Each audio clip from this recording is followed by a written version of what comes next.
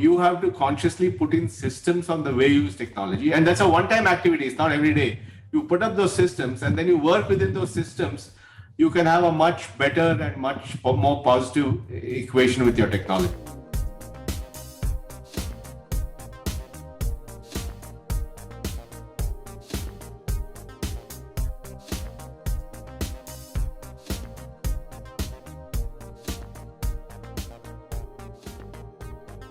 Nandan, in the always going on debate of humanity versus technology, as of now, are we seeing that technology is winning?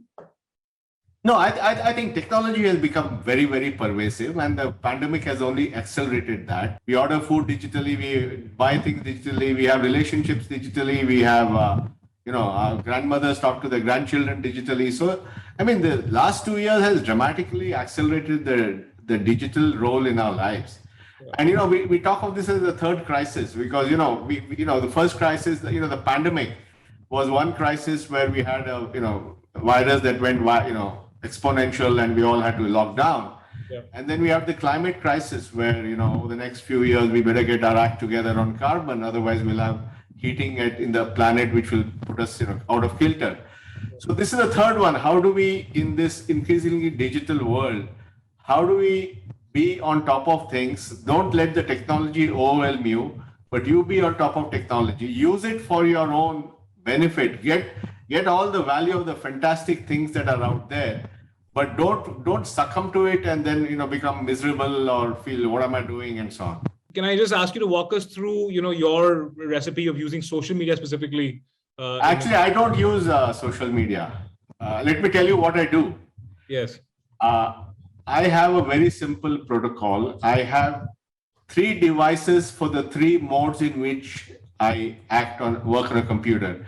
So we define 3 modes. There's a create mode, which is where you work and you need to be very focused and you don't want distractions. There's a curate mode where you read or watch or just browse and so on. And there's a communicate mode, which is where you talk to people through various channels. So my model is very simple. I have this laptop where I do all my work. I have an iPad on which I do all my reading and curation and watching things. And I use the phone only for communication. And again, I only use voice and SMS. I don't use any other social media. I do use Twitter, but I use Twitter in a broadcast mode. When I want to send out a message, I don't get into discussions on Twitter. So I have a very simplified model of engaging with technology, which may sound old-fashioned to some people. All this information that one is sharing with, say, be it companies, be it global big techs, or even Indian internet companies, all this is happening at a time when we don't yet have a data protection or a data privacy law. So what is at stake? Do you think that, have we gone too far sharing all this information without a law being there? Do you think there are certain things at stake today? Well, obviously, I think a law would be good. And I know that the law is in Parliament now, and I assume that it's being looked at. But I think it's also up to us. Privacy is boundary management. How do you make sure that you define the boundaries? I mean, you can say the law will come and all, but how do we take agency over these things and create approaches? That's what we're trying to address. Is it the government or is it the private and private sector enterprise in collaboration with the government that can bring about more sustainability here? Obviously, the digital divide. I mean, let's take education. Obviously, the child which has an access to a smartphone or whose parent has a smartphone, and it's all gone to online learning, that child has a bigger advantage over a poor family that doesn't have a device. So there's so the more you rely on technology, the more people who are left out of technology will be left behind. So that's clearly something. And we had 2 years of children not going to school. So clearly that's one kind of it.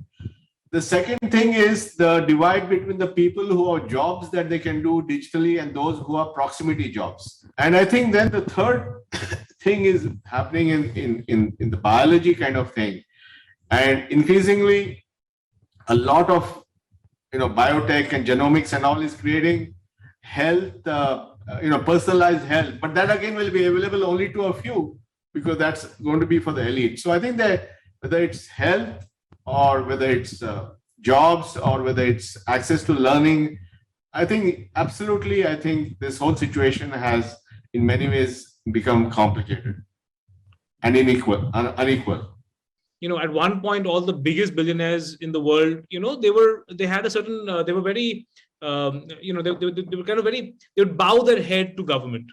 But all the new billionaires seem to be government is kind of bowing their heads to them, in a sense. So, how is the relationship you find evolving between government and these tech giants, these tech billionaires in the US, in China, and comparatively in India? No, I think it varies from country to country. Clearly, in China, after many years of sort of light regulation and allowing huge companies to come up, nowadays you can see that they're trying to bring in some kind of measures to regulate them.